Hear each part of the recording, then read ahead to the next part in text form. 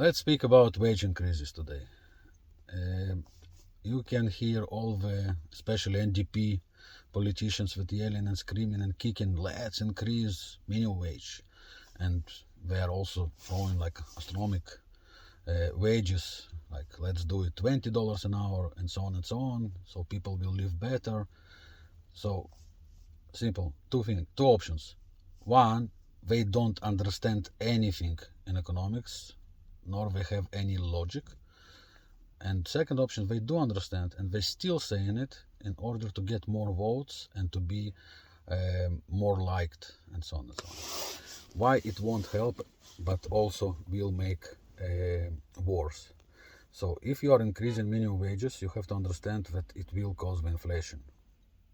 Besides the inflation that we already have, it will cause more inflation. Why? Because all the businesses that are paying minimum wages will have to increase the prices in order to offset the increase of expense in wages. Simple, right? They're producing the same amount of products. They are paying more now for wages, so they need to increase the prices for products in order to get the same profit margin. Nobody will deliberately say, you know what, I'm just going to make less money so somebody will live better. No, they all will increase the prices, every small business, meaning that regular Canadians will have to pay more. Another thing, increasing minimum wage doesn't necessarily mean that you will have increase in middle class wages, at least not proportional. So middle class wages will go slower towards the minimum wage earners. But you will all pay more. So you will have increased minimum wage. It's good for government because you will pay more taxes on your wages.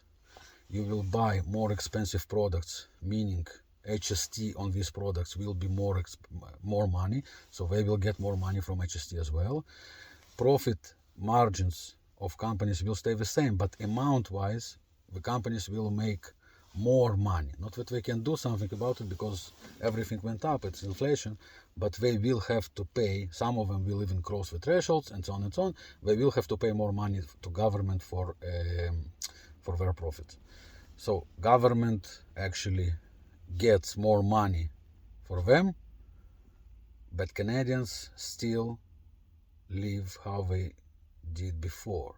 So you still can afford exactly the same, and it won't help you to live better. It won't decrease the cost of living. It won't, like, your wages will increase and the cost of living will increase at least the same. So basically you didn't have anything to benefit from it, but you are paying more in taxes and everything else. So all these people that are screaming about minimum wage, just think logically, like, these politicians don't really care about you and about your wage. They are getting much more than you, and they are not getting minimum wage. And now they have another state holidays that our prime minister decided to go on vacation, Reconciliation Day. So they have more state holidays. They increased their minimum wage, which is good. So federal employees are happy. Nobody will whistle-blow from within, and so on and so on. So they don't really care about you, because if they would care, they have much easier options to make your lives better. Reduce the taxes, reduce the income tax, and reduce the HST. What will happen? The prices will cost less to Canadians. Wage stayed the same as minimum wage, but you will be able to buy more products with the same wage. Even more. Why? Because if they will decrease the income tax, it means that you will have more net money in your pocket. So otherwise, you can continue and believe. For example, Deputy Minister and Minister of Finance of Canada said, I think it was December, she said, we are doing much better than before pandemic because our economics is booming and net worth of Canadian increased significantly. Well, I think it was Pierre Poilievre that said correctly, because, well, he's a smart guy. He knows what he's talking about and he knows what to ask. He said, the fact that net worth of Canadian went up doesn't necessarily mean that Canadian got richer. Why? Because the majority of Canadians net worth went up because of inflations in house, in house market. So if you own a house and your house went up 20% or 30%, depends where you live, or 40% sometimes, you just got richer 40% based on Statistics Canada, based on Deputy Minister. But did you actually got richer if you have only one house? So you can't sell it because you need to buy something else, and something else also increased same percentage. So you can't sell it, so you can't actually make the money unless you have few houses. When you can sell and make the profit. So you didn't get richer from house price increase.